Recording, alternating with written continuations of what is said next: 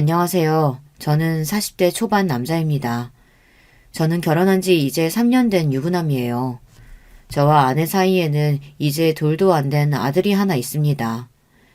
사실 저는 아이를 낳고 싶지 않았어요. 아내와 결혼하기는 했지만 아내와 결혼해 사는 2년 동안 과연 우리가 아이를 낳고도 잘 살 수 있을까 걱정됐거든요. 아내와 저는 하나부터 열까지 맞는 게 하나도 없었어요. 입맛, 취미, 취향 등 어느 것 하나 비슷한 게 없었습니다.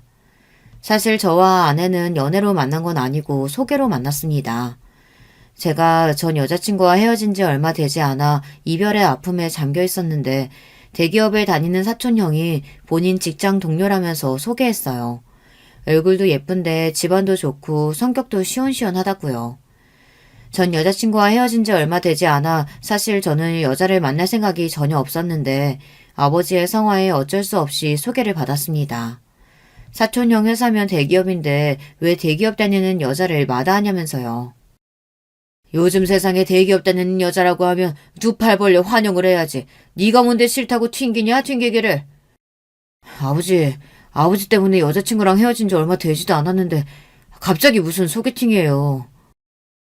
소개팅 이야기가 처음 나왔을 때 저는 다른 사람도 아니고 아버지께서 저에게 소개팅을 하라고 강요한다는 게 이해가 되질 않았습니다. 제가 전 여자친구와 헤어진 건 아버지 때문이었거든요. 아버지께서 전 여자친구를 반대하시는 바람에 3년이나 만난 여자친구랑 헤어졌어요. 아버지께서 그 여자랑 안 헤어지면 저와 인연을 끊겠다고까지 하셨거든요. 남들이 들으면 아버지가 헤어지란다고 다 큰 성인이 여자친구랑 헤어지냐고 하겠지만 저에게는 그럴 만한 사정이 있었습니다. 제가 학창시절 사고를 좀 많이 치고 다녔어요. 흔히 말하는 날라리였습니다. 중고등학교 때는 담배를 피우다 선생님에게 걸려서 아버지께서 학교에 불려오시기도 하고 고등학교 때는 애들이랑 싸우고 다녀서 정화까지 맞을 뻔한 적도 있었어요. 그럴 때마다 아버지께서 학교에 불러와서 선생님과 상대방 학생 부모님에게 허리 숙여 사과를 하고 그랬어요. 사춘기 시절에 아버지 마음고생을 많이 시킨 저는 고3이 돼서야 정신을 차렸습니다. 제가 학창시절 그토록 반항했던 이유는 바로 부모님 때문이었어요. 중학교에 들어가기 직전 어머니와 아버지께서 이혼하셨어요. 그런데 아버지는 저에게 어머니와 이혼한 이유조차 설명해주지 않으시고 어머니를 집에서 내쫓으셨습니다. 저는 엄마가 그리울 때마다 아버지를 원망했습니다. 그 일로 아버지와 사이가 벌어져 중고등학교 시절 내내 아버지에게 반항했습니다. 그런데 고3 여름방학 때 아버지께서 장기간 출장을 가시면서 저를 근처에 사시던 할머니와 고모에게 부탁하셨어요. 밥이라도 좀 챙겨주라고요. 저는 고모고 할머니고 다 귀찮아서 집에서 일절 밥을 먹지 않았습니다. 그냥 밤 늦게까지 밖에서 놀다가 밥은 대충 때우고 집에 들어갔어요. 그런데 우리 집에 반찬을 주러 오셨던 할머니와 고모와 주방에서 딱 마주쳤습니다. 고모는 저를 보자마자 지금이 몇 시인데 학생이 이제 집에 들어오냐고 화를 내셨어요. 저는 듣기 싫어서 고모를 무시하고 집 안으로 들어가려는데 할머니께서 제 손을 잡으시며 손에 꼬깃꼬깃한 10,000원짜리를 쥐어줬습니다. 저는 귀찮아서 됐다고 돈을 바닥에 던졌어요. 그러자 화가 난 고모가 제 뒷덜미를 잡았습니다. 그러더니 저에게 버럭 화를 냈습니다. 이 싸가지 없는 자식아! 할머니가 주는 돈을 누가 바닥에 던져? 너는 도대체 언제 철들래? 네 아버지가 혼자 너 키우느라 저렇게 매일 고생하고 다니는데 너는 아버지가 불쌍하지도 않니? 아버지께서는 평생 조경일만 하셨어요. 일이 많을 때는 섬에 몇 달씩 들어가서 일을 하다가 오시기도 하셨죠. 그런데 일이 얼마나 힘든지 몇 달 만에 집에 들어오시면 살이 3-4kg씩은 빠져있다고 했습니다. 고모가 아버지를 걱정하는 거야 이해가 됐지만 저는 한참 아버지를 원망하고 있을 때라 그런 소리가 다 듣고 싶지 않았어요. 그러게 누가 혼자 키우라고 그랬나? 나 키우는 거 힘들면 그냥 엄마한테 보내라고 그래요. 나는 엄마랑 사는 게 더 좋으니까. 그 순간 놀라운 일이 벌어졌어요. 할머니께서 갑자기 눈물을 쏟으며 흐느끼셨습니다. 그 모습에 화가 난 고모가 제 등을 찰싹 때렸습니다. 그러고는 생각지도 못한 말을 하셨어요. 네 아빠가 너한테는 하도 이야기하지 말라고 해서 나도 웬만하면 비밀 지켜주려고 했는데 도저히 안 되겠다. 네 엄마 남자랑 바람나서 집 나간 거야. 네 아빠가 내쫓은 거 아니라고. 저는 순간 고모가 거짓말을 한다고 생각했어요. 그래서 고모한테 거짓말 말라고 소리쳤습니다. 나도 거짓말이었으면 좋겠다. 네 엄마 내가 말을 안 해서 그렇지? 원래 꼬리가 100개 달린 불려우야. 미용실 하면서 얼마나 이 남자 저 남자 다 껄떡거리고 다녔는지 이 동네 사람들은 다 알아. 그렇게 여우짓 하고 다니더니만 결국은 유부남이랑 눈 맞아서 집까지 나간 거라고. 아버지가 항상 외지에 나가 일을 하다 보니 엄마는 혼자 미용실을 운영하시면서 저를 키웠어요. 그러다 보니 동네 사람들이 괜한 말을 만들었을 수도 있겠다 싶었죠. 저는 고모의 말을 끝까지 믿고 싶지 않았습니다. 그런데 고모가 저에게 못 믿겠으면 과수원 숙희 아줌마한테 물어보라더군요. 어머니가 바람 피운 상대가 숙희 아줌마 남동생이래요. 서울에서 내려온 남자였는데 인물이 아주 좋았답니다. 매일 그 남자가 미용실에 드나들더니만 결국은 둘이 눈이 맞아 도망간 거라고요. 저는 순간 고모 말에 너무 놀라 어안이 벙벙했습니다. 그러고는 아직도 흐느끼고 있는 할머니에게 물었어요. 고모 말이 사실이냐고요.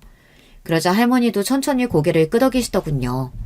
저는 정말로 몰랐어요. 엄마가 그런 여자였는지요. 그러니까 네 아빠 불쌍한지 알고 정신 똑바로 차리고 살아. 너라도 멀쩡하게 살아야 네 아빠도 마음 편하게 살지. 그제야 왜 아버지가 저에게 어머니를 쫓아냈다고 했는지 조금 알겠더군요.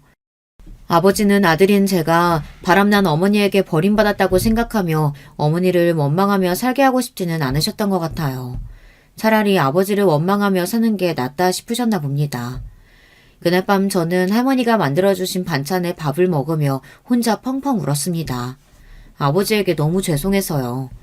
어머니는 고작 남자 하나 때문에 저를 버렸지만 아버지는 그 힘든 와중에 또 제 생각만 하셨잖아요. 더군다나 어머니께서 집을 나가면서 아버지가 차려준 미용실 보증금까지 가지고 날랐답니다. 거기다가 동네 사람들에게 빌린 돈도 있었는데 그것도 하나도 안 갚고 사라져서 빚쟁이들이 아버지에게 찾아왔답니다. 그 돈도 아버지께서 다 갚아줬대요. 고모와 할머니는 혼자 있을 제가 걱정됐는지 아버지가 돌아올 때까지 저와 함께 있어주셨어요. 내가 그년이 진 빚을 왜 오빠가 갚아주냐고 갚아주지 말라고 그렇게 말렸는데 네 아버지 말이 너 생각해서 다 갚는단다.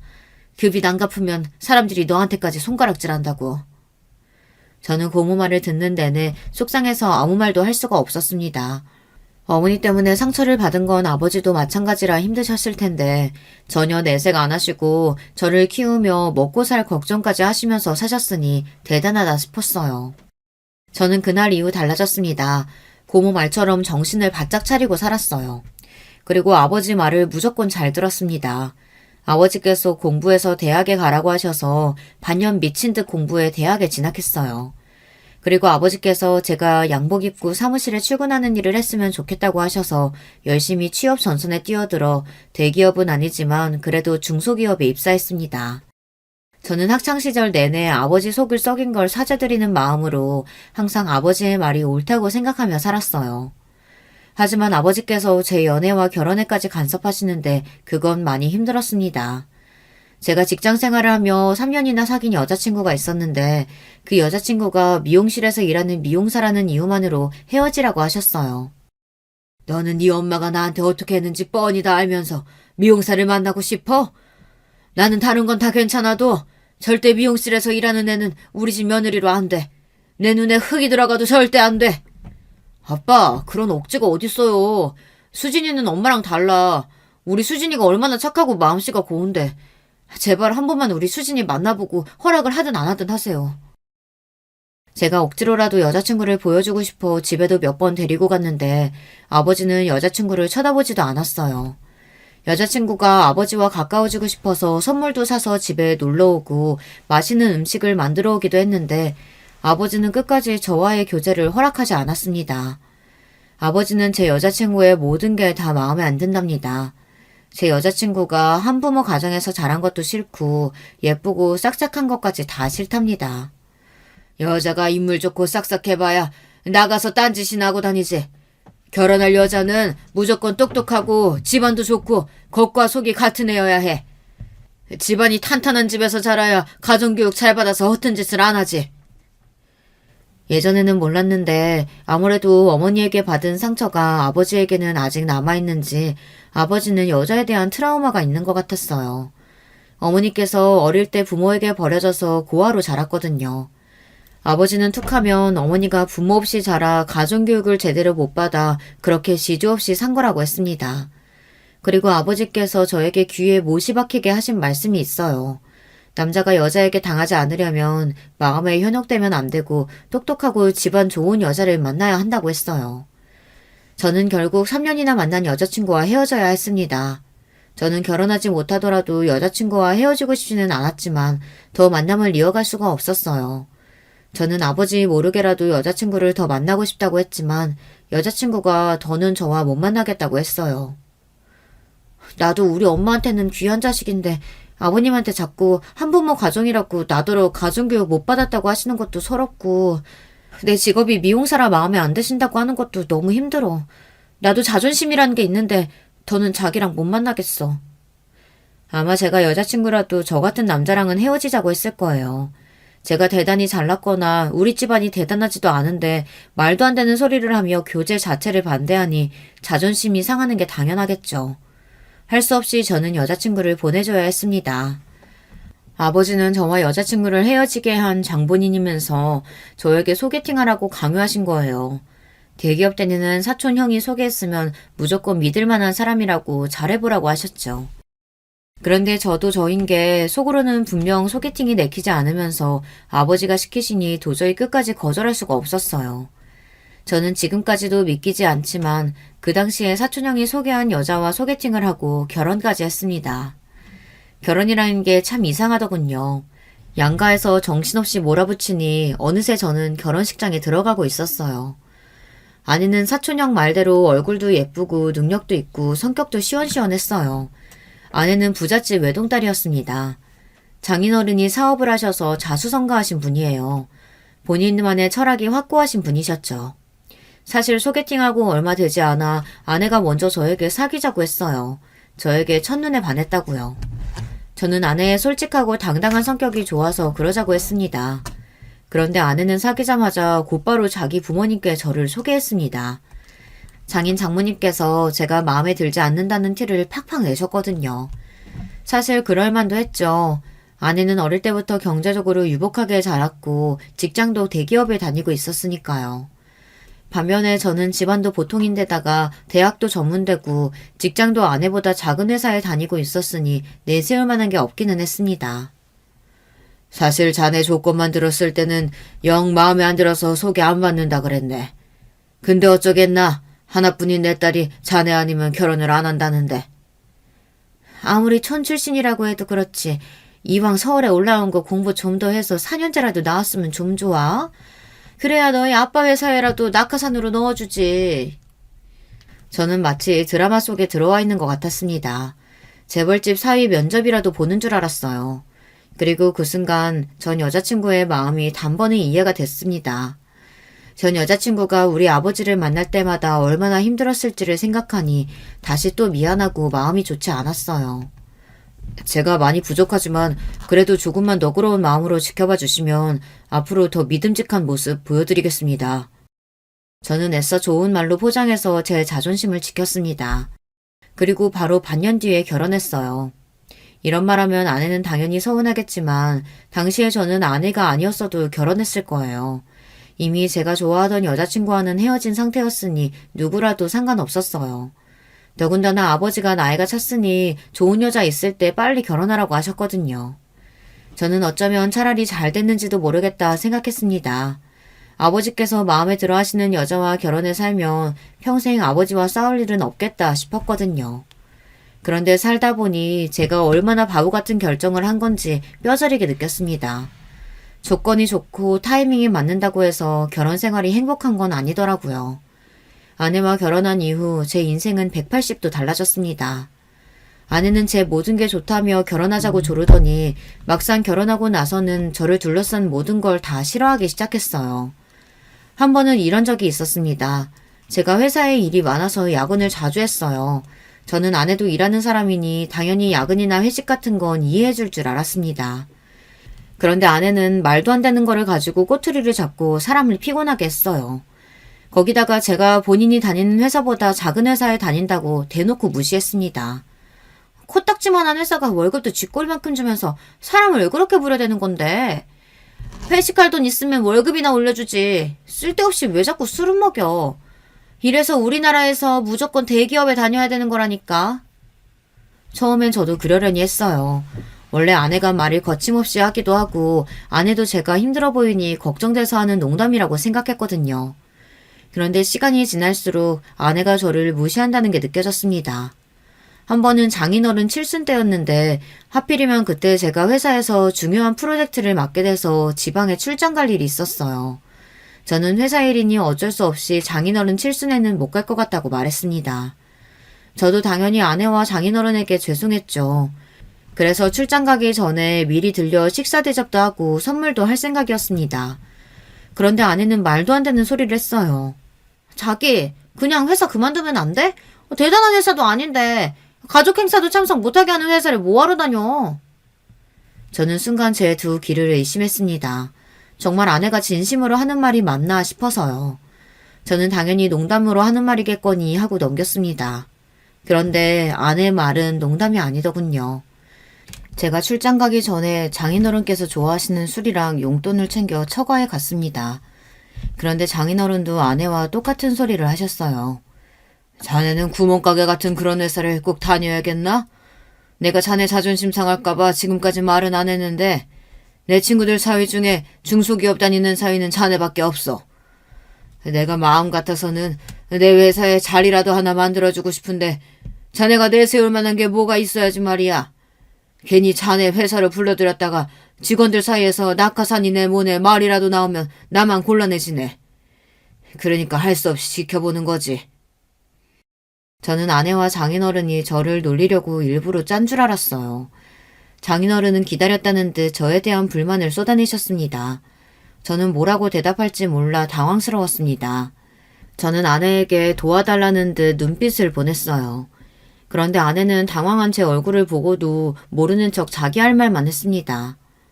아빠, 직원들이 뭐라고 하든 말든 자리 하나 만들어주면 안 돼? 이 사람 매일 몇 푼도 되지 않는 돈 벌겠다고 회사 눈치 보면서 다니는 거 나 도저히 못 봐주겠어. 제가 없는 자리도 아니고 버젓이 제가 있는데 아내는 할 말 못할 말 구분하지도 못하고 혼자 떠들었습니다. 저는 장인 장모님도 계신 자리니 꾹 참고 있었어요. 그런데 결국은 표정 관리가 되지 않아 아내에게 슬쩍 그만하라고 언지를 줬습니다.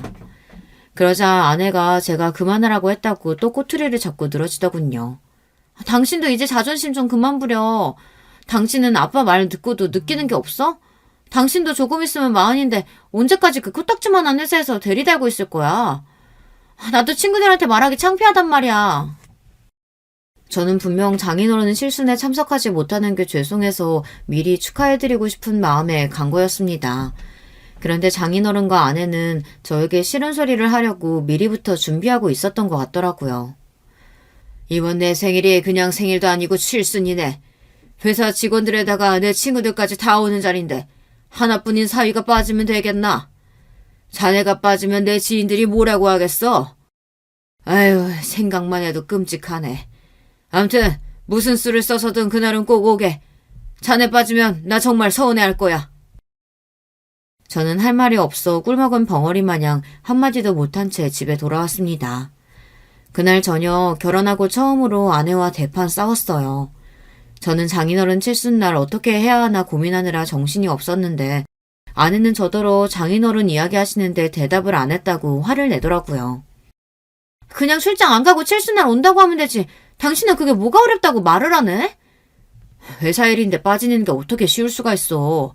나라고 장인어른한테 그런 소리까지 들어가면서 칠순 생일에 빠지고 싶겠어? 그럼 그냥 다른 사람 보내고 안 가면 되지. 무슨 걱정이야. 누가 보면 아주 나란 일이라도 하는 줄 알겠네. 아내는 제 마음도 모르고 제가 유난을 떠는 것처럼 말했습니다. 저는 날이 갈수록 더 말이 통하지 않는 아내 때문에 힘들 때가 한두 번이 아니었어요.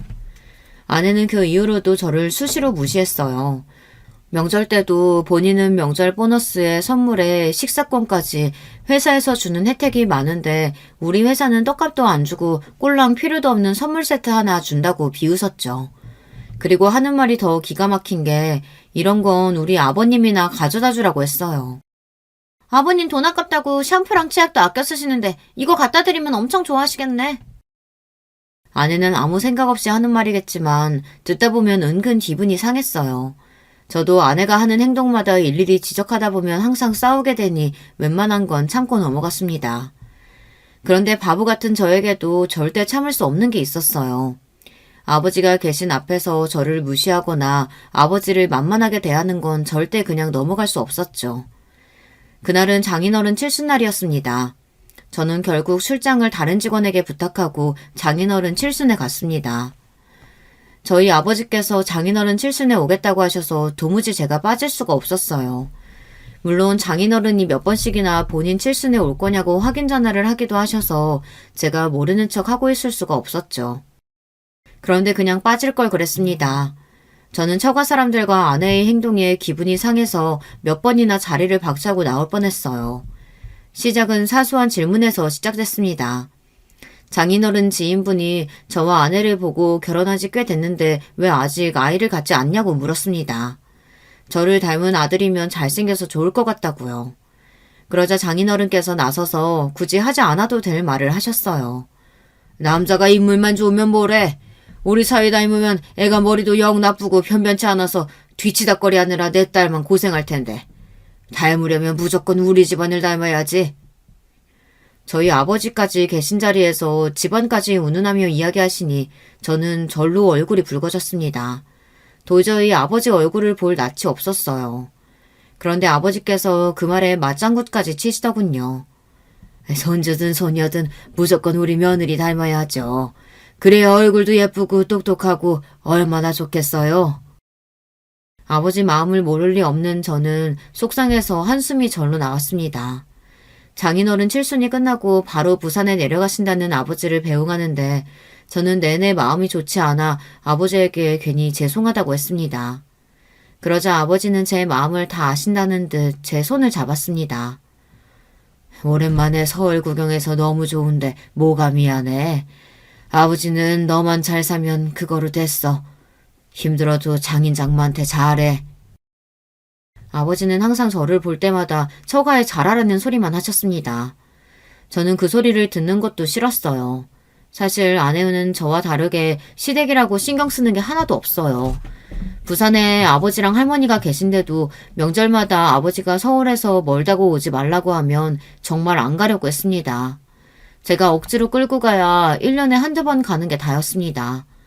더군다나 한 번은 아내가 친구랑 통화하는 소리를 들었는데 그 내용이 기가 막히더라고요. 아, 너 명절 때마다 시댁 가느라 너무 힘들겠다. 난 우리 시어머니가 진작 바람나서 도망가는 바람에 시어머니가 안 계시잖아. 시아버지도 내 눈치 보느라 오라고도 안 하니까 너무 좋아. 아내도 별 생각 없이 친구랑 하는 이야기겠지만 저는 슬슬 아내의 그 생각 없이 하는 말에 지쳐갔습니다. 30도 훌쩍 넘은 여자가 어쩜 저렇게 생각 없이 말을 하는지 모르겠어요. 그러던 중 믿을 수 없는 일이 벌어졌습니다. 저희 아버지께서 갑작스럽게 사고를 당하셨어요. 명절을 얼마 남기지 않고 급하게 끝내야 할 일이 있어서 아버지께서 무리해서 일하시다가 사다리에서 떨어지셨나 보더군요. 머리를 심하게 다쳐서 큰 병원으로 갔는데 바로 수술을 해야 한다고 해서 급하게 머리 수술을 하셨더라고요. 저는 고모에게 연락을 받고 놀라 바로 부산으로 내려갔습니다. 그런데 병원에서 수술 경과가 좋지 않다고 마음의 준비를 하라고 했어요. 저는 가슴이 철렁 내려앉는 것만 같았습니다. 저는 다행히 휴가 기간이라 아버지 곁에 있었어요. 아무래도 아버지께서 상황이 좋지 않으니 저는 아내에게 연락했습니다. 아내도 부산에 내려오는 게 좋을 것 같다고 했어요. 그런데 아내가 대뜸 하는 말이 어처구니가 없었어요. 설마 자기 잊은 거야? 내일 엄마 아빠랑 필리핀 골프 여행 가기로 했잖아. 오늘 저녁에는 올라와야지. 아내는 이 정도로 말귀를 못 알아듣는데 도무지 어떻게 대기업에 들어간 건지 모르겠어요. 우리 아버지 돌아가시게 생겼다는데 지금 여행이 문제야? 원래 병원에서는 다 그렇게 말해. 수술 끝나고 병원에 계시는데 뭐가 걱정이야. 순간 저는 아내가 혹시 사이코패스는 아닐까 진지하게 고민했습니다. 그러지 않고서야 이럴 수가 없어요. 저는 아내와 더는 대화하고 싶지 않아 휴가 동안 병원에 있을 거니까 그렇게 여행 가고 싶으면 너나 가라고 했습니다. 아내는 다음날 장인 장모님과 필리핀으로 골프 여행을 떠났습니다. 그리고 3일 후 아버지께서 돌아가셨어요. 저는 고모와 할머니와 함께 임종을 지키고 장례 절차를 밟았습니다. 그 사이에 할머니께서 2번이나 정신을 잃으시는 바람에 저는 너무 무서웠어요. 아버지께서 돌아가셨다는 게 믿기지도 않는 상황에서 할머니까지 어떻게 될까봐 걱정했습니다. 제가 가장 힘든 시간을 보내는 중 아내는 필리핀에서 즐겁게 보내다가 장래에 2일째가 돼서야 장례식장에 나타났습니다. 갑자기 들어오게 돼서 비행기표가 없어 어쩔 수 없었대요. 게다가 아내가 장례식장에 오자마자 처음으로 한 말이 너무 피곤하다는 말이었습니다. 아, 피곤해. 아버님은 어떻게 돌아가셔도 며느리 오랜만에 여행 갔는데 딱 그때 돌아가시냐? 저는 너무 지쳐서 화낼 일도 없었어요. 아내라면 이제 지긋지긋했습니다. 제발 남은 이틀이라도 입 좀 다물고 있어. 안 그래도 힘든데 당신이 입만 벌리면 정말 돌아버리겠으니까. 어머, 당신 지금 나한테 입 다물라고 한 거야? 당신 이래서 감당되겠어? 나 임신했는데? 아내는 무슨 대단한 서프라이즈라도 하듯 아버지의 장례식장에서 본인 임신 사실을 발표했습니다. 정말 답이 없는 여자였어요. 저는 웃어야 할지 울어야 할지 가늠이 안 됐습니다. 그 정도로 혼란스러웠어요. 사실 저는 아내와의 사이에서 아이를 낳고 싶지 않았습니다. 아내와 언제라도 헤어질 수 있겠다는 생각을 항상 했거든요. 그런데 아버지가 떠나시면서도 저에게 참고 살라고 하고 싶으셨던 건지 선물을 주고 가셨습니다. 저는 지난날은 가슴에 묻고 아내와 아이를 키우며 한 번 더 잘해보자 마음을 굳게 먹었습니다. 아이가 태어나고서는 너무 정신없어서 도저히 딴 생각을 할 여유가 없었어요. 그날도 늦은 밤까지 일하느라 정신이 없었습니다. 그런데 그때가 밤 11시가 넘은 시간인데 갑자기 핸드폰이 울렸습니다. 저는 모르는 번호를 보고 받을까 말까 고민했는데 아무래도 기분이 이상해서 전화를 받았어요. 그런데 전화를 받자마자 들리는 목소리에 저는 놀라 입을 틀어막았습니다. 여보세요. 여기 동부경찰서인데요. 오순호 씨 되시죠? 여기 지금 이금영 할머니가 길을 잃었다고 접수가 돼서 연락드렸어요. 지금 바로 경찰서로 오실 수 있죠? 순간 저는 너무 놀라서 말문이 턱하고 막혔습니다. 서울에서 기차로도 4시간을 넘게 걸리는 시골에 계신 할머니가 이 늦은 시간에 어떻게 서울 경찰서에 계신가 해서요. 네? 정말 저희 할머니 맞으세요? 저희 할머니는 부산에 계시는데요. 네, 부산에서 오신 오금영 할머니 맞아요. 신정동 대형 아파트 사시죠? 거기 손주 만나러 왔다가 집에 아무도 없어서 몇 시간을 혼자 여기저기 헤매셨나 봐요. 그러다가 길을 잃어서 놀이터에 앉아 계신 걸 우리 파출소 경찰들이 모시고 왔어요. 집에 아무도 없었다고요? 그럴 리가 없는데. 제 아이가 어려서 집에 같이 있거든요. 저는 너무 당황하고 놀라서 핸드폰을 든 채 횡설수설 했습니다. 요즘 젊은 며느리들 시골에서 올라온 시어머니 귀찮다고 문 안 열어줘서 그냥 내려가는 분들 원래 많아요. 아무튼 할머니 짐도 많으시고 많이 피곤해 하시니까 빨리 와서 모시고 가세요. 경찰관은 원래 이런 일이 많다고 별일 아니라는 듯 이야기했지만 저는 도무지 이 상황이 믿기지 않았습니다. 저는 곧바로 일을 마치고 전화가 걸려온 파출소로 향했습니다. 파출소로 가는 길에 아내에게 전화했어요. 혹시나 하는 마음에 할머니가 집에 왔었다는데 오늘 외출했었느냐고 물었어요. 그러자 아내가 너무 당당하게 하는 말이 기가 막혔습니다. 아니, 내가 나가긴 어딜 나가. 애 보느라 힘들어 죽겠는데. 당신 할머니가 연락도 안 하고 집에 왔길래 귀찮아서 그냥 집에 없는 척했어. 순간 저는 제 2 귀를 의심했습니다. 경찰관 말이 사실이었어요. 정말 제 아내가 할머니 오신 걸 보고도 없는 척 문을 열어주지 않은 거예요. 저는 너무 화가 나서 도무지 참을 수가 없었습니다. 당신 제정신이야? 우리 할머니 부산에서부터 혼자 집까지 혼자 기차 타고 버스 타고 5시간을 올라온 거야. 그런데 어떻게 연락 좀 안 하고 왔다고 문도 안 열어줄 수가 있어? 할머니 혼자 기다리다 지쳐서 여기저기 돌아다니시다 길 잃어서 지금 경찰서라잖아. 저는 혼자 문 앞에서 벌벌 떨었을 할머니를 생각하니 눈물이 왈칵했어요. 그런데도 아내는 사람이 맞기는 한 건지 뻔뻔한 소리를 해댔습니다. 끝까지 본인은 잘못이 없다네요.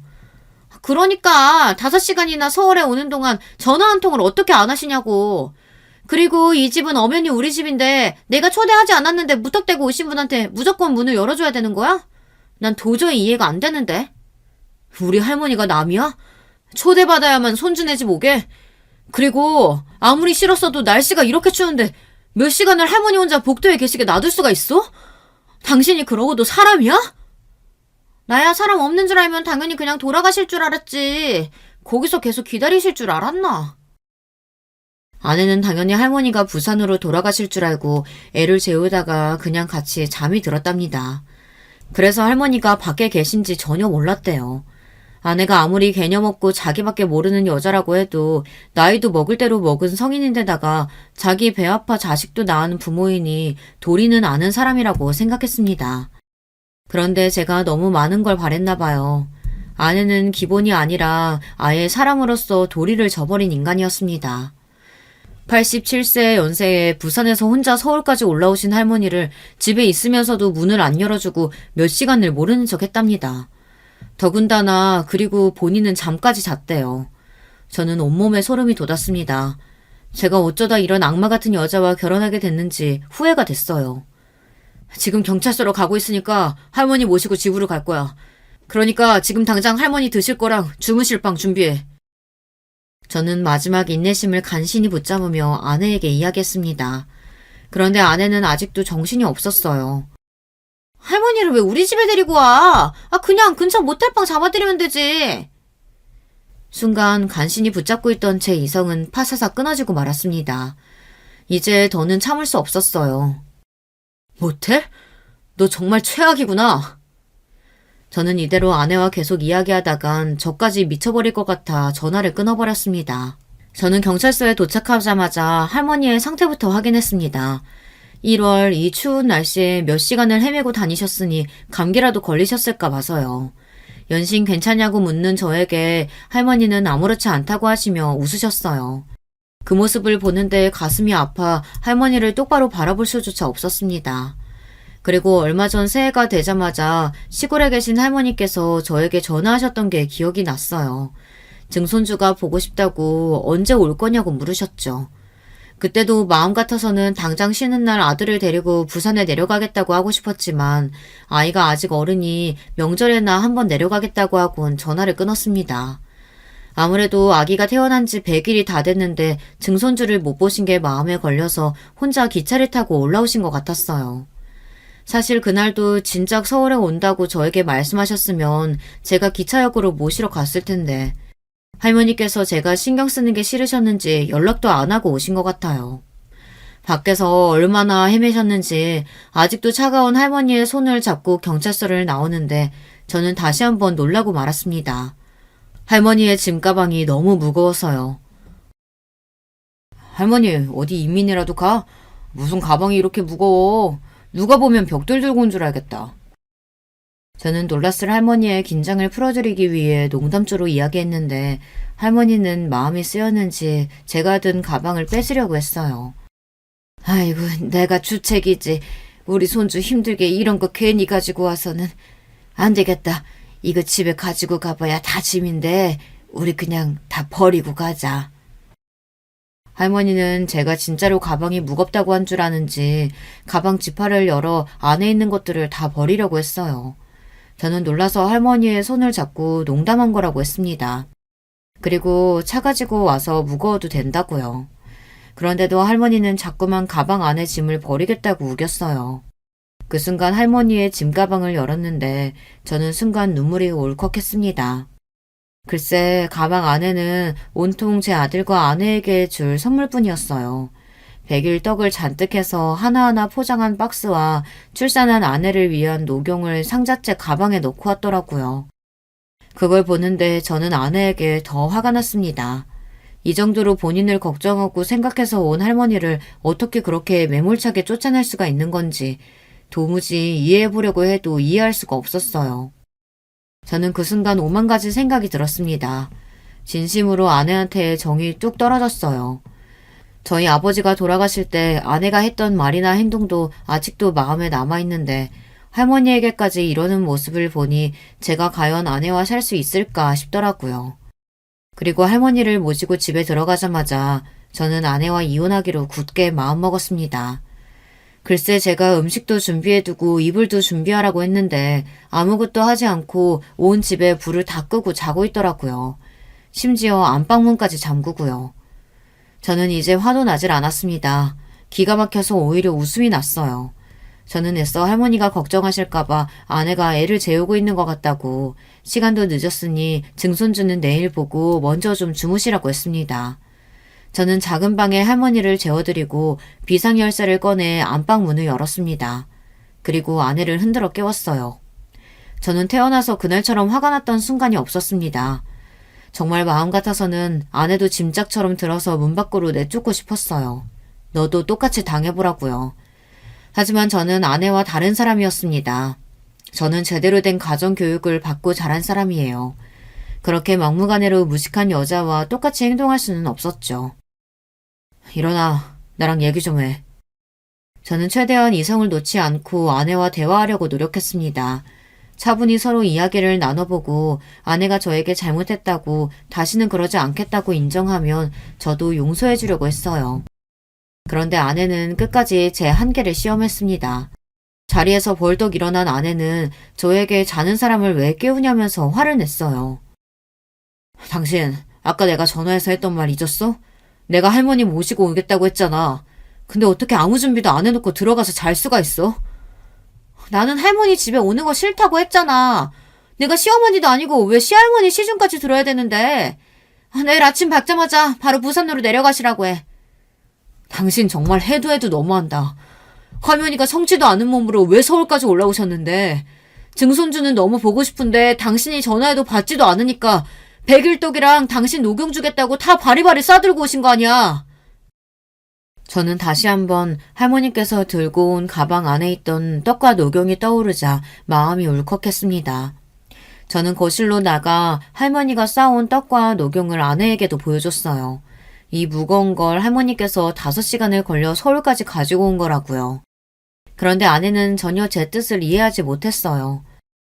떡이랑 녹용이 뭐라고? 이딴 걸 주겠다고 다 늙은 노인네가 왜 괜히 서울까지 올라와선 집안에 분란을 만들어. 지겨워 정말. 제 말에도 아내는 인상을 구기며 온갖 짜증을 다 부렸습니다.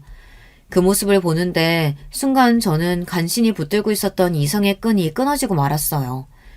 그리고 아버지께서 돌아가시기 직전에 제게 했던 말이 순간 떠올랐습니다. 네가 전에 만났던 수진이랑 결혼한다고 했을 때 반대한 게 얼마나 미웠는 줄 몰라. 만약 네가 그때 수진이랑 결혼했으면 지금처럼 마음고생하면서 힘들게 살지는 않았을 텐데. 이 못난 아비가 집안만 보고 지금 니처럼 결혼하라고 강요해서 정말 미안하다. 앞으로는 네 못난 아버지 없는 세상에서 네 마음대로 살아라. 아버지는 돌아가시기 직전 지금까지 당신의 생각을 저에게 강요하며 살았다며 미안하다고 사과하셨어요. 그때는 아버지의 말이 무슨 소리인가 싶었는데 이제는 확실히 알았습니다. 아버지의 말씀이 맞았어요. 제가 지금의 아내와 결혼해서 아이까지 낳은 마당에 할 소리는 아니지만 만약 아내와 결혼하지 않았다면 지금보다 훨씬 더 행복하게 살았을 거예요. 아내와의 결혼 생활은 하루도 마음 편할 날이 없었거든요. 저는 머릿속으로는 많은 생각이 들었지만 이미 시간이 늦었으니 아내에게 들어가 자라고 했습니다. 저는 할머니와 자겠다고요. 제가 할머니와 자겠다는 것도 아내는 마음에 들지 않은 눈치였지만 저는 아내의 눈치를 보면서 살고 싶지 않았어요. 저는 아내를 떼어내기 위한 복수를 준비했습니다. 그리고 아내가 가장 무서워하는 방법을 생각해냈죠. 며칠 뒤 시사 고발하는 프로에 장인어른이 나왔습니다. 물론 장인어른 얼굴과 회사 이름은 모자이크 처리되어 방송됐지만 같은 업종에 있는 사람들은 충분히 알 수 있을 정도였죠. 제가 시아버지 회사를 방송에 고발했습니다. 최근 대기업의 오너의 갑질로 인한 사건 사고가 끊이질 않았었는데요. 과연 갑질이라는 게 대기업 오너에게만 해당되는 일일까요? 조사 결과 그렇지 않았습니다. 대기업 오너들이야 사생활 문제나 갑질 논란이 퍼지면 주가나 이미지 손상에 큰 타격을 주기 때문에 조심하는 분위기지만 중소기업들은 그렇지 않았습니다. 아직도 회사 내에 갑질이나 불평등 계약이 존재하고 있었습니다. 저는 방송에 제보할 때 장인어른의 회사를 꼭 중소기업이라고 명시해달라고 했습니다. 장인어른이 운영하시는 회사가 결코 작은 구멍가게는 아니지만 그렇다고 대기업도 아니에요.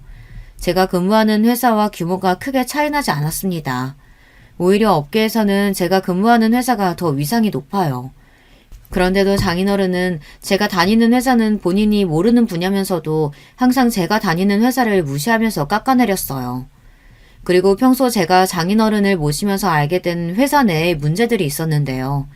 당한 사람들이 고소까지 할 정도로 큰 사건은 아니었지만 당한 사람들에게는 꽤 억울할 만한 일들이었죠. 아내나 장인어른은 부끄러운 줄도 모르고 그런 이야기들을 저에게 하고는 했어요. 이래서 사람은 열심히 공부해서 좋은 직장에 다녀야 하는 거라니까. 자기들이 다 능력이 없으니까 이런 억울한 일 당하는 거 아니야? 나는 머리 나빠서 코딱지만한 회사 다니면서 자기 회사는 육아휴직 없다고 징징거리는 애들이 제일 싫더라. 그러게 지들도 공부 좀 해서 진작 대기업까지. 반면 저는 장인어른과 아내의 이야기를 들을 때마다 속이 답답하고 제가 다 그 사람들한테 미안했어요. 그래서 며칠 전부터 장인어른에게 사람을 붙여 영상을 찍게 해 고발할 증거를 확보했습니다. 장인어른네 회사는 다른 중소기업보다 계약직 수가 많아요. 더군다나 계약직까지도 인턴 기간을 줘서 3개월이나 부려먹고 중간에 자르는 경우도 허다했습니다. 거기다가 5년 넘게 다닌 직원을 임신했다는 이유만으로 계약직으로 전환해 스스로 회사를 그만두게 한 사례도 있었습니다.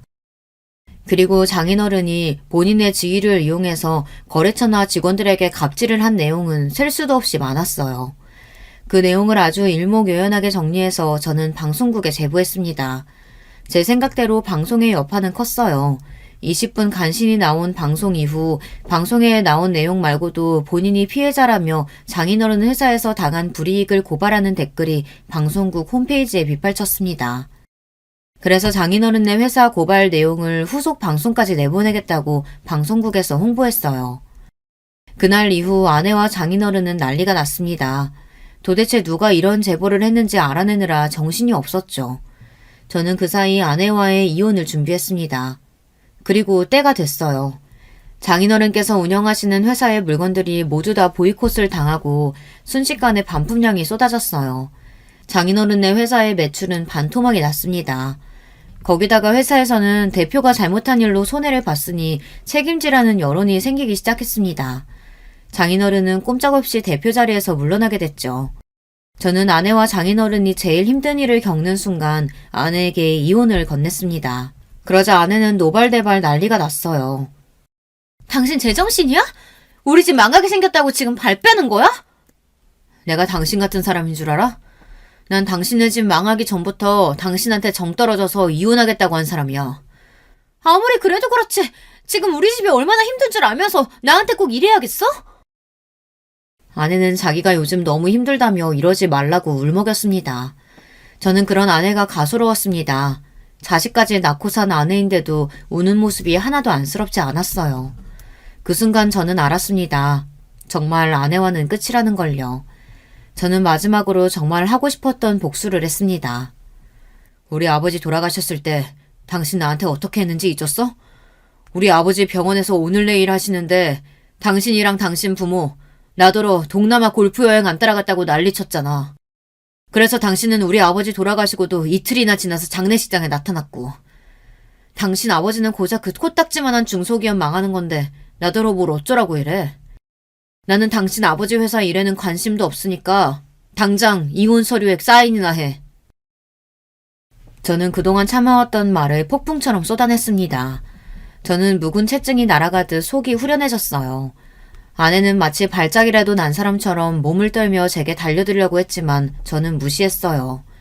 그러고는 집을 부동산에 내놓고 회사에 휴가를 내고 아들을 데리고 할머니가 계신 부산으로 내려왔습니다. 아내와 장인어른 장모님까지 하루에 수십 통씩 전화가 왔지만 저는 받지 않았습니다.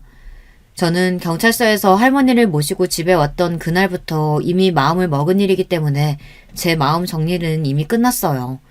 저는 그 집 사람들과는 할 말이 없었습니다. 저는 아들을 안고 바닷가를 거닐며 하늘을 올려다보고 아버지를 향해 마음속으로 속삭였습니다. 아버지, 원망은 절대 안 하니까 걱정하지 마세요. 아버지 덕분에 아버지를 꼭 닮은 아들도 제게 생겼으니까요. 할머니는 걱정하지 마세요. 제가 잘 모실게요. 저는 아직 부산에 있습니다. 아직 서울의 집도 팔리지 않았고 이혼도 소송 중이거든요. 아내가 본인은 이혼하지 않겠다고 버티고 있어요. 하지만 저는 이미 마음을 정했기 때문에 당분간 부산에 있을 생각입니다. 제가 아내를 아는데 자존심이 강한 사람이 이혼하고 싶다고 저를 끝까지 잡을 리가 없어요. 분명 자기가 먼저 더러워서 이혼해준다 하며 합의 이혼할 거예요. 장인이나 장모도 마찬가지고요. 사실 저는 아들도 갑자기 엄마와 떨어졌으니 엄마를 찾고 울면 어쩌나 생각했는데 생각보다 아들은 엄마도 찾지 않고 할머니를 잘 따라 셋이 할머니 집에서 잘 지내고 있습니다. 매일 아침에 눈만 뜨면 눈앞에 바다가 있으니 저도 가슴이 뻥 뚫리고 좋더라고요. 고모와 할머니는 서울에 집도 정리되고 이혼도 정리되면 차라리 부산에 내려오라고 하세요. 회사 관두고 정할 일 없으면 고모부가 하시는 횟집이 있는데 거기서 일해도 된다고요. 저는 오랜만에 가족들 품에서 편하게 지내고 있습니다. 앞으로 제가 어떻게 어디서 살게 될진 저도 모르겠지만 한 가지 확실한 건 하루라도 빨리 서울에 집이 팔려서 아내와 재산 분할이 끝나고 서류상으로도 깨끗하게 이혼남이 되는 겁니다. 이혼 확정이 되는 순간 저는 하늘을 날듯 몸이 가벼워질 것 같아요. 앞으로 아내가 얼마나 더 버틸지는 모르겠지만 저는 끝까지 할 겁니다. 꼭 이혼할 거예요. 제 이야기를 끝까지 들어주셔서 감사합니다.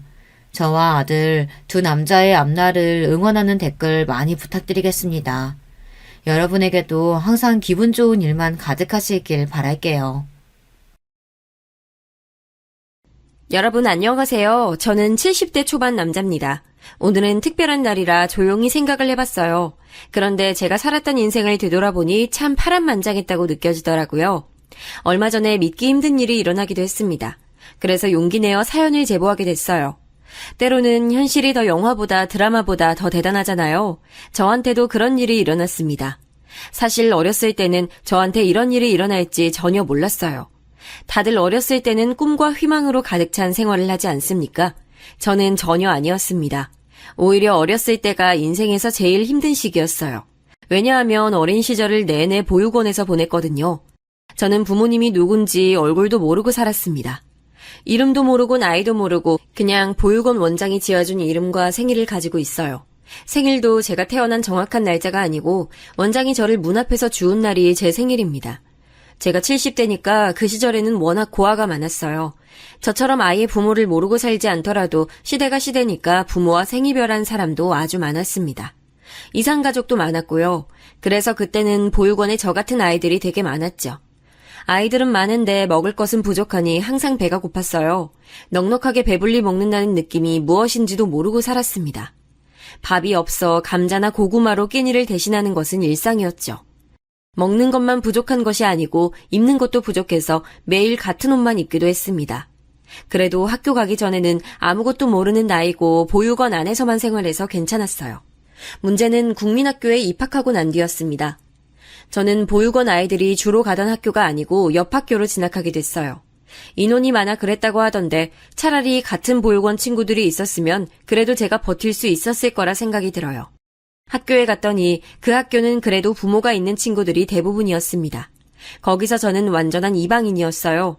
먹을 게 부족해서 항상 배고픈 상태라고 했잖아요. 그래서 저는 또래에 비해 덩치가 비교될 정도로 작았습니다. 부모도 없는데 키도 작고 보잘것없으니 얼마나 놀림의 대상이었겠어요. 그중 저를 많이 괴롭힌 친구가 있었는데 이름은 박종섭이었습니다. 아직도 그 이름이 기억나고 제 인생에서 뺄 수 없는 이름이에요. 종섭이는 저와 달리 유독 덩치가 큰 친구였습니다. 아버지가 우리 마을에 땅을 많이 가지고 있었어요. 돈이 많아서 다들 가난하게 살던 시절에 유독 부유하게 살았던 친구였습니다. 다들 배고픈 시기라 종섭이에게 달라붙어 콩고물이라도 떨어질까 기대하곤 했었죠. 오늘 우리 집에 놀 사람! 아버지가 반 친구들 데려오라고 하셨는데 우리 집 가면 맛있는 거 많아! 종섭아, 나도 너희 집 놀러 가도 돼? 어릴 때는 힘없고 약한 친구들을 괴롭히곤 하잖아요. 그 대상은 저였습니다. 부모도 없이 매일 똑같은 옷을 입고 다니니 얼마나 만만했겠습니까? 종섭이는 제가 만만했는지 저만 보면 시비를 많이 걸었어요.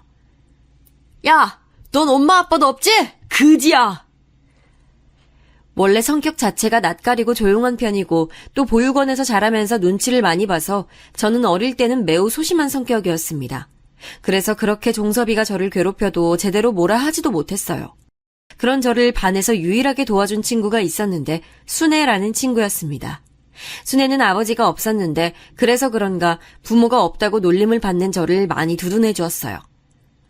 야, 너네 그만 놀려. 부모 없는 게 어때서? 나도 아빠 없어. 옆 동네는 부모 없는 사람 많다더라. 아무 말도 못하고 고개만 숙이고 있는 저를 순애는 나서서 막아줬어요. 저야 당연히 그런 순애가 고마웠습니다. 당당하게 자기도 아빠가 없다고 소리치던 순애가 오히려 대단해 보였어요. 한 가지 나쁜 점이 있다면 종섭이가 순애를 좋아했다는 점입니다. 종섭이는 안 그래도 저를 놀리기 바쁜 친구였는데 자기가 좋아하던 순애가 저를 두둔하니 노골적으로 괴롭혔어요. 그 당시 시기가 시기인 만큼 사실 다들 넉넉하게 살던 시절은 아니거든요. 지금이야 다들 어느 정도 사니까 문제가 없지만 그때는 다 같이 가난하던 시절이었습니다. 만약 여러분 중 저와 나이가 비슷하신 분들은 다 이해하실 거예요. 아무튼 그런데 그래도 제가 나온 학교는 다 부모는 있더라고요. 부모 없는 서러움을 저는 만 10세가 되기 전부터 알게 됐습니다. 여자인 순애가 저를 막아주는 것도 당연히 한계가 있었죠. 그래서 꾹 참다가 정도가 심해진 어느 날 종섭이와 대놓고 교실에서 싸우게 됐습니다. 그런데 그러지 말아야 했어요. 종섭이와 싸움은 사실 체급 차이가 너무 커서 싸운 게 아니고 제가 일방적으로 당했다고 해야 하는 게 맞습니다. 어릴 때는 또 유난히 제가 몸이 약했기 때문에 종섭이는 겨우 얼굴에 상처 하나가 났을 뿐이었죠. 반면 저는 말 그대로 온몸이 상처였어요. 그렇게 교실을 뒹굴던 우리의 싸움이 어느 정도 정리되고 선생님은 종섭이 아버지와 우리 보육원 원장님을 학교로 부르셨어요. 4대 독자 우리 아들을 네가 뭔데 감히 때려? 너 뭐야? 부모도 없는 게 어디서 우리 아들한테 손을 대? 우리 아들 잘생긴 얼굴에 이게 뭐야? 아니 원장님, 보육원 애들 관리 이 정도밖에 안 되는 거예요? 진짜 너무 실망이에요. 이런 식이면 저희가 지원 더 못해드려요. 너무 실망이에요. 죄송합니다. 뭐 하고 있어? 빨리 죄송하다고 해.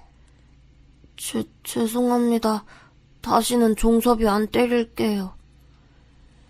종섭이 부모님은 저를 보고 굉장히 많이 비난하셨어요. 그게 지금 거의 60년이 지났는데도 아주 생생하게 기억이 날 정도랍니다. 괴롭힌 것도 때린 것도 다 종섭이고 일방적으로 놀림을 당한 사람은 저예요. 그런데 모든 어른은 종섭이를 감쌌습니다. 담임 선생님도 물론 종섭이 편이었고 제가 지내던 보육원 원장님도 대놓고 저한테 사과하라고 강요하셨어요. 이 사건 이후로 저는 더 사람을 믿지 못하게 됐습니다. 유일하게 저에게 손을 내민 순애에 대한 애정만 깊어지는 계기가 됐어요. 원장님은 보육원에 와서도 저한테 제정신이냐고 화를 크게 내셨습니다. 알고 봤더니 종섭이네가 잘 살았다고 했잖아요. 그래서 보육원에 지원해주고 있었더라고요. 원장님은 저 때문에 보육원 지원이 끊길까봐 두려웠던 거예요. 그래서 저 이후에는 보육원에서도 저는 눈엣가시가 됐습니다. 서러움을 느낄 새도 없었어요. 학교에서도 보육원에서도 소외당하던 저를 유일하게 챙겨준 어른은 바로 순애 어머니였습니다.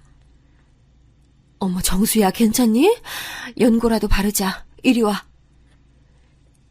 다음날 순애가 저를 이끌고 간 곳은 바로 자기 집이었어요.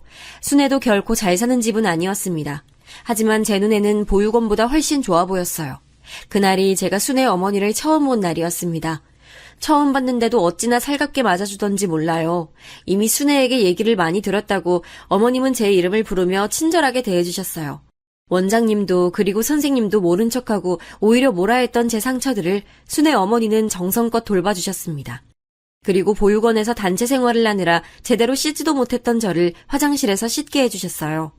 항상 배고픈 상태로 있었던 저에게 밥을 차려주셨는데 아직도 그 맛이 기억이 날 정도로 맛있었습니다. 밥다운 밥을 먹어봤던 게 그날이 처음 같아요. 그렇게 저는 순애와 순애 어머니에게 정서적으로 많이 의지하게 됐습니다. 학교에서 그리고 보육원에서 제대로 된 애정을 받지도 못했으니까요.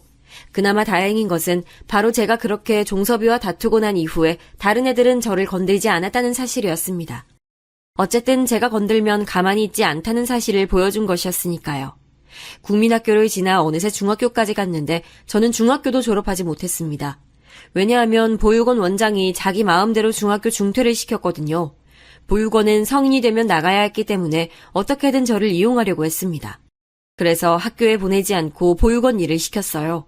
저는 중학생 때 그래서 보육원에서 어린 친구들을 씻기거나 혹은 청소하고 말 그대로 직원이 하는 일을 하기 시작했습니다. 학교에도 못 갈 정도로 일했으니 당연히 순애를 보는 것도 힘들었어요. 그런 저를 순애가 직접 보러 오기도 했습니다.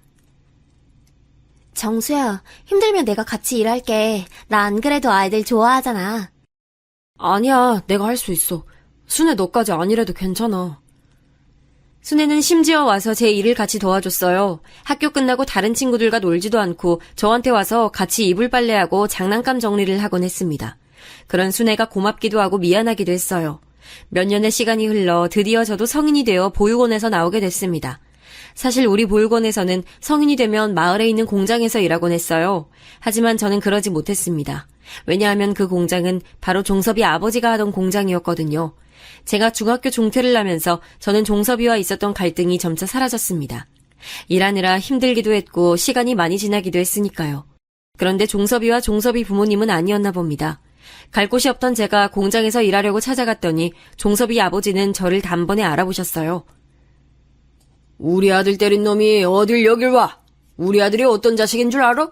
너 같은 고아는 전혀 모르겠지만 우리 아들은 4대 독자라고. 저를 과연 기억할까 싶었는데 당연히 기억하더라고요. 그 공장이 유일하게 지역에서 숙식도 되는 곳이고 큰 곳이라 일자리를 구하기 좋았거든요. 아쉽지만 저는 거기서 평생 일할 수 없게 된 것이었습니다. 그런데 문제는 그게 아니었어요. 공장에서 일하지 못해도 다른 곳에서 일할 수 있잖아요. 당장 보육원에서 나왔으니 갈 곳도 없던 저는 눈에 보이는 모든 가게를 들어갔습니다. 보육원 출신이라는 것을 말하며 일자리를 구했어요. 처음엔 몇 가게에서 받아줬습니다. 심부름하고 잡일을 하는 대신 돈을 조금씩 받았어요. 그런데 며칠이 지나면 사장님들이 그만 일하라고 하더라고요. 무슨 일이냐고 물어도 대답을 제대로 해주지 않았습니다. 그때 순애 어머님이 저에게 귀띔을 해주셨어요. 아무래도 박 사장 눈에 네가 단단히 거슬렸나 보다, 정수야. 그래도 기죽지 마. 저러다 말겠지라고 생각해. 그래야 네가 편해. 순애 어머니가 말씀해 주신 대로 종섭이 부모님은 제가 마음에 들지 않으셨나 봐요. 물론 종섭이도 그렇고요. 그래서 아무리 가게에서 정식으로 일하려고 해도 자꾸 회방을 놨습니다. 돈이 없어서 겨우 구한 돈으로 여관에서 지내곤 했어요. 그러다 나중엔 진짜 한 푼도 있지 않아 길거리에 나앉게 될 정도였습니다. 그런 저를 구제해 준 것은 또 순애와 순애 어머니였어요. 둘이 자기에도 협소한 집이었고 제가 남자라서 성별이 달라 곤란했을 텐데 저에게 구원의 손길을 보내주셨습니다. 죄송스러운 마음과 고마운 마음을 가지고 현관문 바로 앞에서 잠들었던 기억이 나네요. 정수야, 기죽지 마. 우리 엄마가 부모 없는 건 죄가 아니라고 하셨어. 그리고 언제든지 우리 집에 와서 자도 돼. 고마워. 그리고 그 뒤로는 제가 남자니까 힘이 필요한 곳에 적극적으로 나섰습니다. 순애 집 주변 이웃들 집에 가서 수리하거나 밭일을 돕곤 했죠. 이 집 저 집 돌아다니며 밭일을 했으니 잡을 수가 없었죠. 다행히 보육원에서 눈칫밥을 많이 먹어 넉살 하나는 좋았기 때문에 적극적으로 나설 수가 있었어요.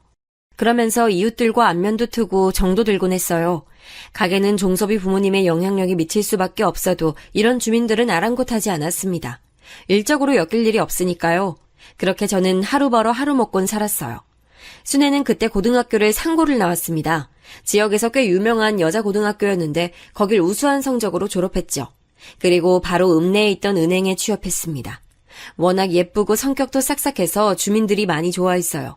특히 순애가 아버지 없이 엄마랑만 살았잖아요. 그래서 유독 아주머니들에게 잘했어요. 어머니가 생각난다고 더 친근하게 대하곤 했습니다. 그러니 당연히 주민들은 순애를 많이 예뻐했어요. 저는 일거리가 없으면 순애 집에서 집안일을 하곤 했습니다. 얹혀 사니까 그게 당연하다고 생각했죠. 굉장히 자연스럽게 어느새 저는 순애 집에서 같이 생활하고 있었거든요. 순애 어머니도 저를 아들로 생각하는 모양이었습니다. 이웃들도 정식으로 순애와 제가 결혼식을 올리지도 않았는데 이미 저를 순애 남편으로 생각했죠. 마누라는 어디 두고 혼자 장모님 모시고 왔어? 아유, 어르신, 저희 결혼 안 했어요. 아직 안 한 거지. 결국은 하겠다는 거네. 아유, 웃겨. 사위 하나 잘 뒀네. 하도 순애와 제가 붙어 다니고 어머니를 모시고 병원에도 다니고 하니까 주민들도 우리를 부부라고 생각했습니다. 연민과 동정으로 시작된 관계가 어느새 의지의 대상이 됐던 거죠. 이런 우리를 아니 곱게 본 사람은 유일하게 종섭이와 종섭이 부모님이었습니다. 특히 종섭이가 어릴 때부터 순애를 좋아한다는 사실은 순애도 저도 다 알고 있었거든요. 어린 마음에 저를 유난히 많이 괴롭혔던 이유도 제가 보육원 출신이라는 것과 더불어 순애가 유독 저를 감쌌기 때문이었죠. 종섭이는 성인이 되고 계속 마을에 떠나지 않고 있었어요. 야, 니네 보기 좋다. 좋냐? 가난한 애들끼리 붙어 다니니까 좋아? 짝도 없이 혼자 사는 너보단 낫지 않겠니? 그리고 전 그런 종섭이를 무시했고요. 저는 내심 대학을 가거나 서울로 상경하길 바랐는데 전혀 그러지 않더라고요. 대신 마을에 남아 은행을 제 집 드나들듯 드나들었습니다. 공장 일로 왔다며 은행에 가면 은행장이 버선발로 마중 나왔거든요. 그런데 순애는 그렇게 종섭이가 자기를 보러 와도 눈길 하나 주지 않았습니다. 물론 사무적으로 반드시 해야 할 일은 했어요. 다만 사적으로 종섭이가 말을 걸면 아예 대답도 하지 않았죠. 심지어 종섭이는 무슨 자신감인지 순애에게 사귀자고 고백까지 했습니다. 당연히 순애는 거절했어요. 순애가 가장 싫어하던 것이 남을 무시하고 깔보는 거였거든요. 그런 짓을 너무나도 많이 했던 종섭이가 눈에 좋게 보일 리가 없었던 거죠. 그런 순애를 종섭이는 자기를 좋게 보일 생각은 전혀 하지 않았어요. 오히려 질투심과 열등감에 휩싸였습니다. 특히 고백하고 차인 후로는 더 심해졌죠. 아니, 은행장님, 직원 교육 이런 식으로 시킬 거예요? 나 이러면 이 은행 안 와요. 아유, 죄송합니다. 아이고, 순애 시위야 이래. 빨리 사과드려. 저는 일이 없을 때 은행 밖에서 순애를 종종 기다리곤 했습니다. 제가 밖에 있다는 것을 의식했는지 종섭이는 자기의 영향력을 많이 과시했어요. 저렇게 대놓고 자기 힘을 과시하면 순애가 더 안 좋게 보는데 종섭이는 그걸 모르는 것 같았습니다. 은행에 와서 괜히 시비를 걸고 하니 순애는 날이 갈수록 더 싫어했죠.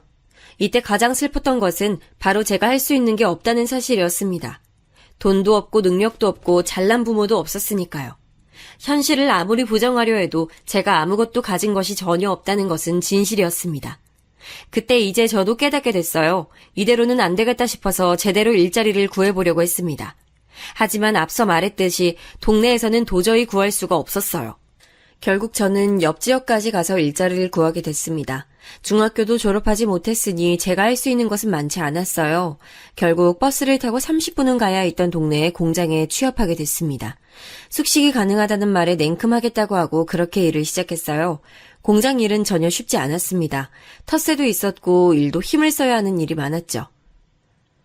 아우, 걸리적거려. 아이, 저리로 가. 왜 여기서 이래? 그런데 버티고 버텼습니다. 어차피 갈 곳도 없었고 현실적으로 돈을 벌어야 했으니까요. 공장에서 일주일에 한 번 쉬는 날이 있었는데 이때는 당연히 순애를 보러 갔습니다. 공장에서 그렇게 3년을 일했습니다. 힘들어도 순애를 보러 가는 날을 기다리며 버텼어요. 돈을 모으고 모은 저는 그렇게 3년 뒤에 그 돈을 들고 정식으로 순애에게 프로포즈했습니다. 순애야, 결혼하자. 그동안 내 인생에서 너 같은 사람은 없었어. 내가 다른 건 몰라도 평생 널 떠나지 않을 자신이 있어. 부자도 아니고 부모도 없지만 행복하게 해줄게. 좋아. 어차피 사람들은 우리가 이미 부부인 줄 알더라. 나도 네가 우리 엄마를 어떻게 챙기는지 아니까 든든하고 의지가 돼. 고마워. 공장에서 며칠 내내 연습했던 말을 내뱉었어요. 순애는 환하게 웃으며 답해줬습니다. 결혼식은 성대하게 올리진 못했어요. 난 그냥 우리끼리 행복하게 사는 게 더 중요해. 형식적인 게 뭐가 중요해? 안 그래? 예식장이 있었는데 순애는 그런 식의 결혼은 하고 싶지 않다고 하더라고요. 그 말은 반은 진실이고 반은 거짓이었습니다. 한 푼이라도 아끼고 싶었던 순애의 마음을 알고 있었죠. 순애 어머니 장모님도 우리가 결혼한다니까 아주 좋아하셨습니다. 원래 살던 순애의 집에서 제가 모은 돈과 순애가 모은 돈을 합쳐 조금 넓은 곳으로 이사갔어요. 당연히 장모님도 같이 살았습니다. 그리고 저는 그대로 공장에 계속 다녔어요. 옆 동네고 버스로 30분은 가야 했기에 새벽같이 일어나야 했습니다. 그래도 마냥 좋았어요. 정식으로 순애와 가족이 됐다는 사실도 기뻤고 울타리가 생긴 느낌이 들었습니다. 체력적으로 힘들다는 느낌이 들지도 않았어요. 오히려 결혼하고 너무 행복해서 공장 사람들이 얼굴이 폈다고 해줄 정도였습니다. 장모님은 저를 원래도 많이 챙겨주셨는데 결혼하니 아예 아들처럼 대해주셨어요. 아유, 우리 사위 이것도 먹어. 일하느라 고생 많어, 사람은 일단 건강해야 해. 알지? 장모님도 드세요. 저 많이 먹었어요. 순애야, 많이 먹어? 남들은 신혼을 장모님과 보내는데 괜찮냐고 묻기도 했습니다. 제 대답은 그때마다 늘 같았어요. 괜찮은 걸 넘어서 행복했습니다. 부모에 대한 사랑을 전혀 모르고 자랐던 제게 장모님은 아내의 어머니가 아니고 제 어머니나 마찬가지였거든요. 정수야, 사실 내가 그동안 말을 안 했는데 너희 아버지랑 죽은 우리 남편이 아주 친한 친구였어. 그동안 내가 왜 잘해줬는지 궁금했지. 나도 몰랐는데 어쩐지 자꾸 신경이 쓰이더라. 내가 남편 물품 정리하다 사진 한 장을 발견했는데 너희 아버지랑 각자 아이를 데리고 찍은 사진이었어. 자, 여기 봐봐. 너무 똑같이 생겼고 눈 옆에 있는 점까지 똑같아. 친구 부부가 사고로 죽으면서 아이가 보육원에 맡겨졌단 소린 들었는데 그게 너일 줄이야. 장모님, 전혀 몰랐어요. 정말 아예 몰랐어요. 남편 잃고 한동안 마음이 아파 정신을 차릴 수가 없었지. 널 보니까 그래도 우리 순애는 적어도 고생은 안 할 것 같아서 마음이 놓여. 고마워. 장모님이 어느 날 장인어른 제사를 지내고 저를 따로 불러서 하신 말씀은 충격적이었습니다. 알고 봤더니 순애 아버지와 우리 아버지가 친한 친구였다고 하더라고요. 장모님이 건네주신 사진을 보고 저는 눈물이 왈칵 나왔습니다. 아버지는 저와 정말 똑같이 생겼더라고요. 이런 식으로 아버지를 볼 수 있어서 얼마나 감동이었는지 몰라요. 결혼하고 1년이 지났을 무렵이었습니다.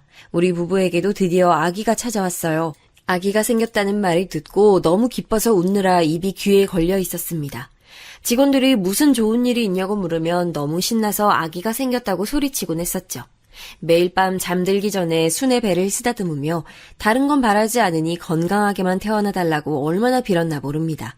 다행히 아이는 아무런 문제 없이 아주 건강하게 태어났어요. 순애는 심지어 출산의 고통도 길지 않았습니다.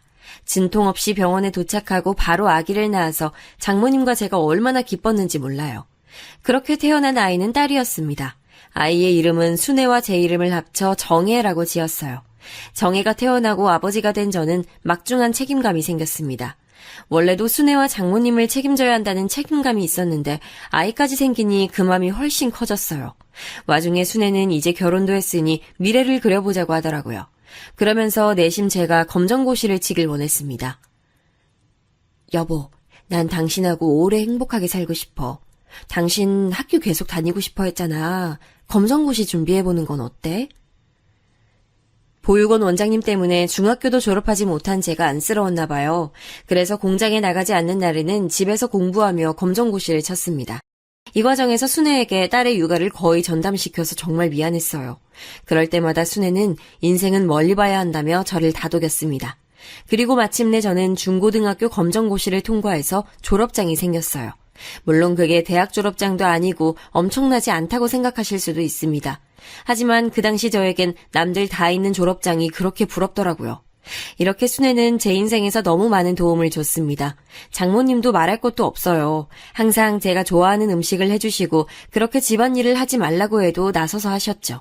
아이가 크면서 저도 확실히 가족들과 지내는 시간이 많아지길 원했습니다.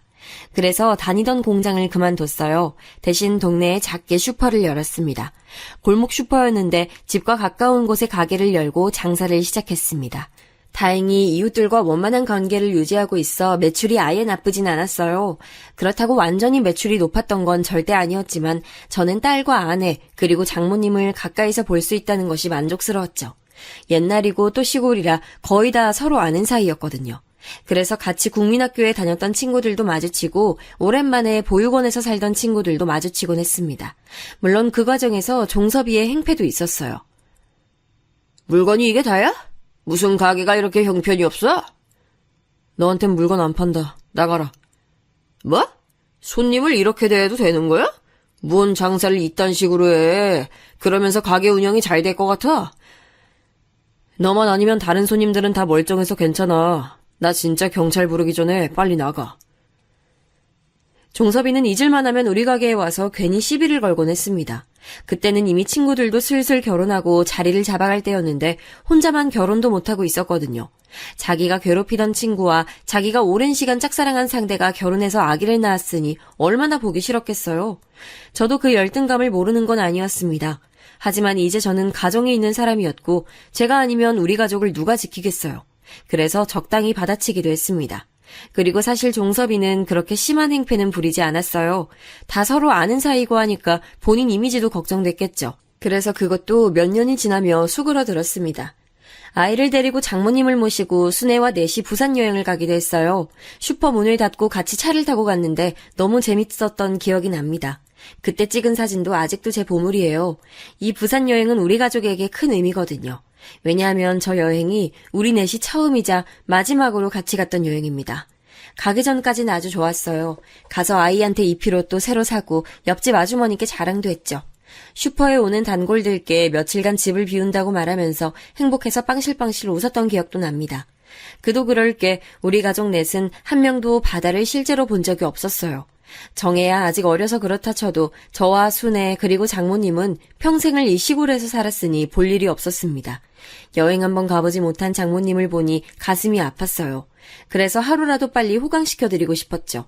하필 우리가 자란 지역이 충청도 내륙이라 바다를 보기 쉽지 않았어요. 그렇게 설레는 마음을 가지고 저 멀리 부산까지 가게 됐습니다. 와, 바다다. 너무 예뻐, 여보. 데려와줘서 진짜 고마워. 드디어 바다를 내 눈으로 본다. 와, 나 지금 진짜 행복해. 당신이 행복하다니까 다행이다. 장모님 이리 오세요. 우리 정혜랑 같이 사진 찍어요. 저도 그렇고 순애도 그렇고 처음 보는 바다에서 아이처럼 기뻤어요. 순간 순애가 표정을 찡그릴 때도 있긴 했는데 의아해서 쳐다보면 다시 웃고 있어서 그냥 넘겼습니다. 부산에서 바다도 실컷 보고 맛있는 것도 많이 먹고 다시 고향으로 돌아와서는 일을 열심히 했어요. 한번 여행을 다녀오니 또 가족끼리 가고 싶더라고요. 그래서 살면서 이런 우리끼리 추억을 많이 만들고 싶었습니다. 슈퍼 운영 시간도 늘리고 예전처럼 이웃들에게 혹시 일손이 필요하면 말하라고 했어요. 그렇게 돈을 모으고 있었습니다. 순애는 딸을 임신하고 나으며 은행을 그만뒀어요. 그래서 집에서 장모님과 같이 아이를 키우고 슈퍼에서 저를 돕곤 했습니다. 순애와 저는 그 흔한 부부싸움도 하지 않았어요. 아내는 워낙 현명한 사람이라 저와 의견이 대립하지도 않고 가만히 듣고 있으면 다 맞는 말이었습니다. 제가 너무 아내를 사랑해서 사실 싸우고 싶은 마음도 들지 않았죠. 그렇게 부산 여행을 다녀오고 1년도 지나지 않던 어느 날이었습니다. 아니, 사장님, 빨리 와. 어떻게 사모님 쓰러졌어? 지금 그거 할 때가 아니야, 이 사람아. 그날은 마침 옆집에서 밭일을 도와달라고 했던 날이에요. 그래서 슈퍼는 순애에게 맡기고 밭일을 돕고 있었습니다. 일당이 높아 좋았거든요. 그렇게 이웃들과 담소를 나누며 일하고 점심까지 먹었던 기억이 나요. 슬슬 다시 일하려고 하는데 저 멀리서 아는 주민이 달려오더라고요. 그러면서 저보고 아내가 쓰러졌다고 외치며 빨리 오라고 다급한 소리를 했습니다. 그 다음엔 정신이 없어서 기억이 나지 않아요.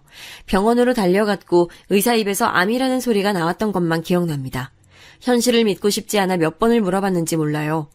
의사는 이미 말기고 살 날이 얼마 남지 않았다고 했습니다. 선생님, 제발요. 수술하면 가능성이 있지 않을까요? 돈은 얼마든지 낼게요. 제발요, 살려주세요. 이미 암이 전시두로 퍼졌습니다. 이건 수술해도 가망이 없어요. 차라리 집에서 남은 생 편안히 보내시는 게 환자에게도 좋습니다. 아직 나이가 젊은데 안타깝네요. 그때 순애의 나이는 30살이었습니다. 아직 정혜는 학교에 입학하지도 않은 아주 어린 나이였어요. 너무나도 젊은 나이에 말기암이라니 믿기지 않았습니다. 장모님은 순애가 암에 걸려 얼마 남지 않았다는 소리를 듣고 쓰러지셨어요. 아무것도 모르는 어린 딸을 보며 이게 꿈이길 얼마나 바랐는지 모릅니다. 몇 번을 의사를 찾아가고 혼자 책을 보며 저라도 치료법을 찾으려고 했지만 당연히 소용이 없었어요. 의사 말대로 순애를 집으로 데려와서 남은 생을 같이 보냈습니다. 슈퍼 운영 시간을 줄이고 병간 후에 최선을 다했어요. 이 소식을 들은 주민들이 위로를 보냈는데 귀에 들어오지 않았습니다. 그동안 종종 표정이 안 좋을 때가 있었는데 왜 그때는 몰랐을까 후회가 됐어요. 그렇게 순애는 집에서 암투병하다 하늘로 갔습니다. 아내가 죽었다는 사실을 받아들이기까지는 꽤 오랜 시간이 걸렸어요. 현실이 믿기지 않아 술로 도피하기도 했습니다. 믿고 싶지 않아서 스스로 순애가 살아있다고 생각했죠. 저만 그랬던 게 아니고 장모님도 그건 마찬가지였습니다. 장모님은 하나뿐인 딸이 먼저 하늘로 갔다는 것을 인정하지 않으셨어요. 오로지 딸 정혜만 하염없이 엄마를 찾을 뿐이었습니다. 와중에 종섭이가 슈퍼로 찾아왔던 적이 있어요. 미안하다. 순애가 그렇게 갈 줄 알았으면 내가 안 그러는 건데 정말 미안하다. 와서 미안하다고 사과하는 종섭이를 보며 저는 아무 말도 할 수 없었어요. 저 말에 대답한다고 죽은 아내가 돌아오는 것도 아니잖아요. 허망하게 종섭이가 사과하든 뭐라든 멍하니 있었습니다. 당연히 슈퍼 운영도 제대로 되지 않았어요. 유통기한이 지난 제품도 쌓여 있었고 창고 정리는 제대로 되지 않아 벌레들이 다니기 시작했습니다. 슈퍼는 항상 제품 재고 정리를 해야 하는데 쉽지 않았죠. 딸아이 얼굴이 유독 아내와 똑같이 생겨서 볼 때마다 눈물이 났습니다. 장모님은 정신을 차리지 못하고 한동안 바닥에 누워 계시기만 했죠. 저도 이러면 안 되지만 사는 이유를 모르겠더라고요. 순간 아내를 따라 나도 하늘로 갈까 생각도 했을 정도로요.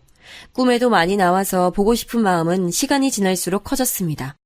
아주 어릴 때부터 함께했던 제 인생의 동반자였어요. 그래서 동네에서 더 있기가 힘들어졌습니다. 힘을 내려고 노력해도 어딜 가도 저를 안쓰럽게 여겼어요. 바람을 쐬려고 나와도 다 아는 사람들이었습니다.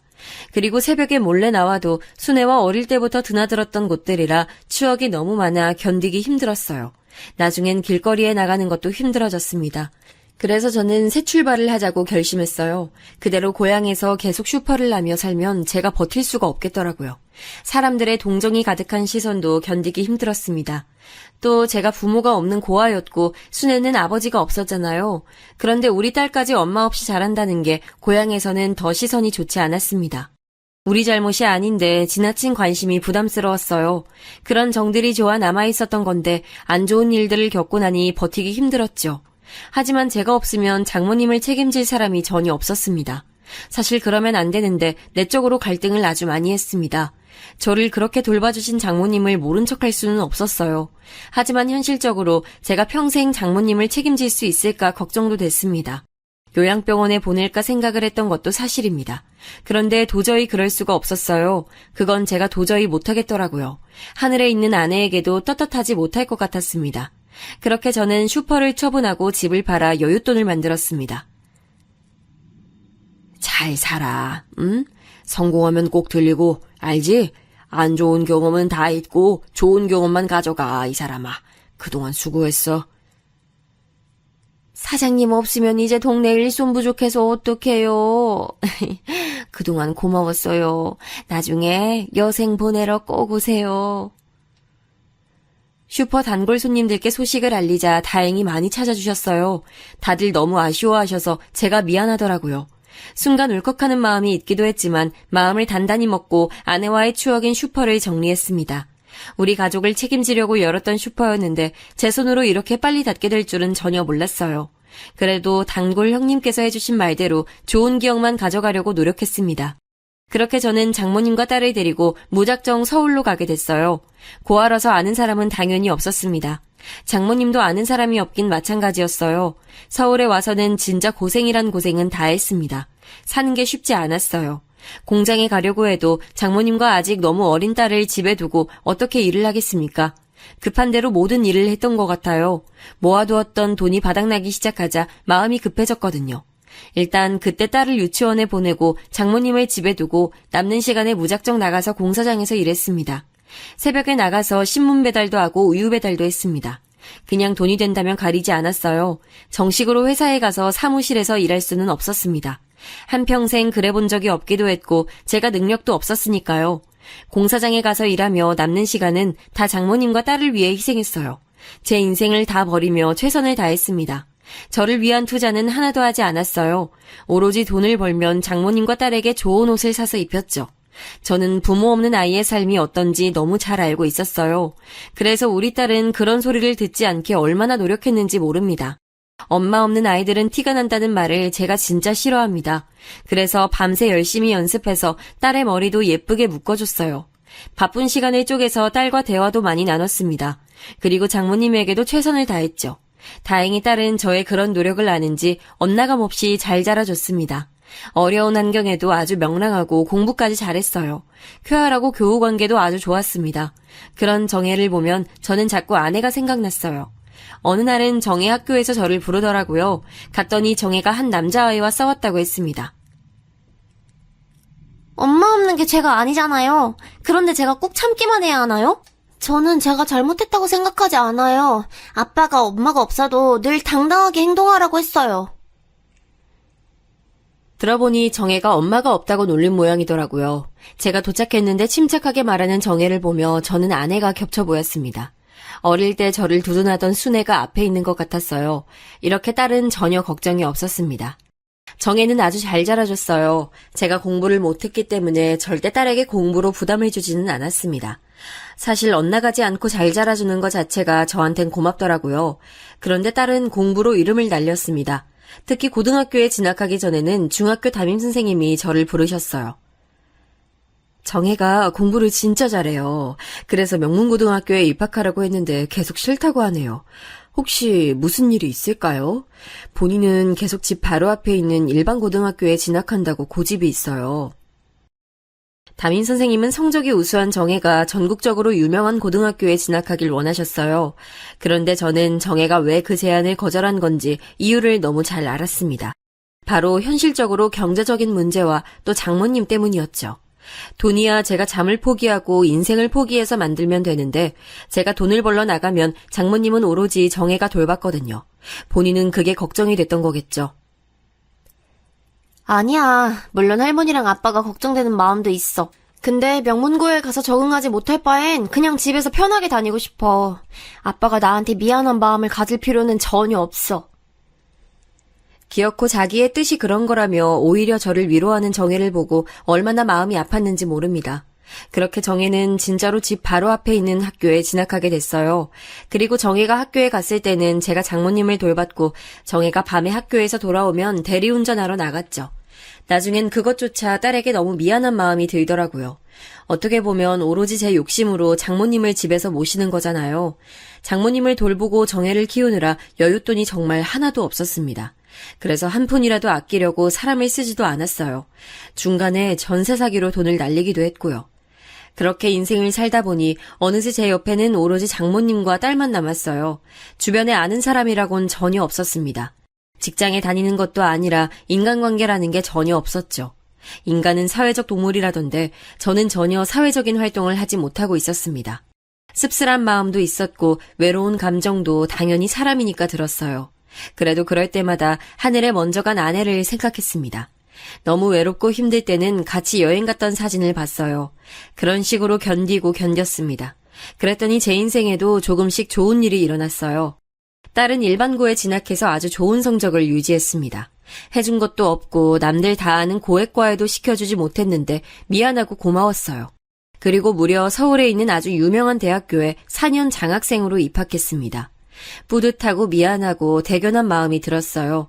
그리고 가서도 착실하게 공부해서 좋은 성적으로 졸업해서 바로 대기업에 들어갔습니다. 정혜를 생각하면 제 인생의 보물이라는 생각이 들어요. 제가 현실이 힘들어도 웃게 되는 이유였습니다. 그리고 그 직장에서 지금 사위를 만나 결혼까지 하게 됐어요. 결혼할 때 사실 저는 속으로 걱정을 정말 많이 했습니다. 혹시라도 훌륭한 딸에게 제가 누가 될까 얼마나 걱정했는지 몰라요.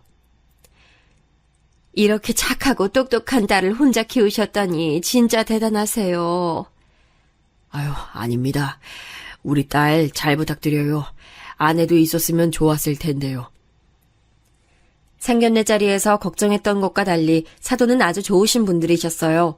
심지어 정혜의 시아버지는 변호사였습니다. 좋은 집안에 시집을 보내니 뿌듯한 마음이 들었죠.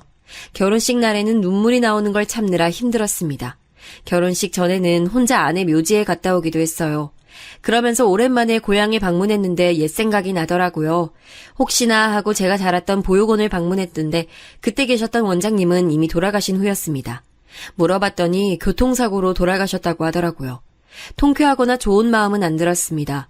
그러면서 예전에 살던 집도 들리고 그 전에 순애와 장모님이 둘이 살던 집도 들렀어요. 마지막으로 우연히 종섭이의 소식도 들었습니다. 종섭이는 결국 결혼하지 못했다고 하더라고요. 그러면서 혼자 위암에 걸려서 병원 신세를 지고 있다고 하던데 왠지 모를 씁쓸함이 들었습니다. 그렇게 고향 방문을 마치고 시간이 꽤 흐르고 난 뒤 일이 하나 터졌습니다. 장모님은 저를 알아보지 못했어요. 네, 장모님이 치매에 걸리셨어요. 처음엔 그냥 단순히 잘 까먹으시고 순애를 자꾸 찾으셨습니다. 그때는 외로움에 사무친 줄 알았죠. 어렸을 때 장모님이 반찬을 되게 많이 만들어주셨거든요. 그래서 제가 똑같이 맛을 내려고 시장에서 고사리 같은 나물을 사와서 만들었는데 도저히 그 맛이 나지 않았습니다. 혼자 열심히 이것저것 재료를 추가해도 그 맛이 안 났어요. 그런데 치매라는 병이 정신이 오락가락하잖아요. 그걸 그대로 부엌에 놓고 잠들었는데 새벽에 장모님이 반찬을 다 만들어 놓으셨더라고요. 그리고 또 기억을 못하시고 순애 이름을 부르며 그리워하셨죠. 내가 반찬했는데 먹어봐. 아이 맛없어도 한번 들어봐. 자네 요즘 고생 많지? 근데 우리 순애는 어딨나? 우리 순애가 이 반찬 참 좋아하는데. 장모님, 이런 모습이 반복되니 저도 마음이 참 아팠습니다. 그때부터 장모님은 치매가 더 심해졌습니다. 정혜가 결혼하고 나고는 장모님을 돌보는 일은 오로지 제 몫이었어요. 아빠, 요즘은 정부에서 지원도 많이 해주고 사설업체도 많아. 내가 돈 보냈으니까 혼자 고생하지 말고 사람 써. 아빠도 이제 예전 같은 몸 아니잖아. 정혜는 실제로 결혼하고 제게 다달이 돈을 보내줬습니다. 그런데 저는 그 돈을 절대 쓰지 않고 그대로 모아뒀어요. 장모님을 남의 손에 맡기기도 싫었습니다. 헛소리하고 저를 알아보지 못해도 끝까지 책임지고 싶었어요. 그러면서 버티고 버텼습니다. 그러다 제 나이 70이 되고 장모님을 혼자 힘들게 40년을 모신 어느 날 장모님은 아내의 곁으로 가게 됐어요. 그날 아침은 이상하게 장모님이 멀쩡해 보여 놀랐던 기억이 납니다. 평소엔 기력이 없으셔서 누워 계셨는데 그날은 앉아 계셨어요. 그리고 저를 보고 눈을 떼지 않으셨어요. 많이 늙으셔서 제대로 거동이 불편하셨는데 기적이었죠. 장모님 왜요? 뭐 하시고 싶은 말 있으신가? 그래도 이렇게 앉으니까 얼마나 좋아요. 제가 그 말을 하자 장모님은 고개를 끄덕이셨어요. 그리고 입모양으로 말씀하셨는데 고맙다는 말이었어요. 40년을 돌봤으니 입모양만 봐도 무슨 말인지 바로 알았죠. 그리고 뭐라 더 말씀하셨는데 땅이라는 단어였어요. 그때는 그게 무슨 의미인지 전혀 몰랐습니다. 고맙긴. 나 키운 것도 장모님인데요. 그래도 말 들으니까 좋네요. 그리고 장모님은 그날 밤 조용히 순애 곁으로 가셨어요. 병원에서 이 정도로 오래 사신 것은 기적이라고 하더라고요. 저한테 아주 잘 돌봤다고 칭찬해 주었습니다. 장모님 돌아가시고 정혜와 많은 얘기를 나눴어요. 아빠는 어떤 마음이야? 후련해? 아니면 슬퍼? 모르겠어. 그냥 후회는 없어. 어렸던 나를 살린 장모님과 아내에게 최선을 다하고 싶었던 마음뿐이지. 그리고 놀라운 일이 벌어졌습니다. 정혜와 같이 장모님 사망 서류를 작성하고 많은 서류를 정리하는데 뜻밖의 일이 일어났어요. 바로 장모님 명의로 된 땅이 있다는 소식이었습니다. 딸과 저는 직원에게 우리 아니라고 했는데 직원은 끝까지 맞다 했어요. 그래서 확인해봤더니 알고 보니 제가 장모님을 모시고 아내와 딸과 같이 슈퍼를 했을 때 있잖아요. 그때 장모님은 제가 주는 돈을 하나도 쓰지 않고 모으셨더라고요. 그리고 땅을 사놨던 거예요. 그런데 그러고 나서 바로 아내가 암에 걸려 하늘로 가서 우리에게 알릴 시기를 놓치셨죠. 그 뒤로는 계속 정신이 아프시고 치매에 걸리셨으니 당연히 말할 수가 없었고요. 그 시기를 지나며 땅값은 예전과 비교도 할 수 없을 만큼 올랐습니다. 그래서 제 나이 70에 드디어 통장에 셀 수 없는 돈이 꽂혔어요. 딸은 40년 동안 장모님을 인생을 포기하며 모신 대가라고 생각하라고 하더라고요. 하지만 저는 제 나이도 있고 살 날이 뭐 얼마나 있겠습니까? 그래서 제가 앞으로 살며 필요한 최소한의 돈을 두고 다 보육원에 기부했습니다. 제가 나온 보육원을 포함해 여러 곳에 분산시켜 기부했어요. 어렸던 저에게 도움을 줬던 장모님 덕분에 제가 이렇게 기부할 수 있으니 저도 그런 존재가 되고 싶었습니다. 일부러 익명으로 돈을 기부했는데 마음이 아주 뿌듯해요. 이 결정엔 전혀 후회가 없습니다. 제 사연은 여기까지입니다. 사연을 쓰며 제 인생을 돌아봤는데 참 파란만장했네요. 여러분도 제 사연을 들으며 조금이라도 힘을 내셨으면 좋겠어요. 들어주셔서 감사합니다.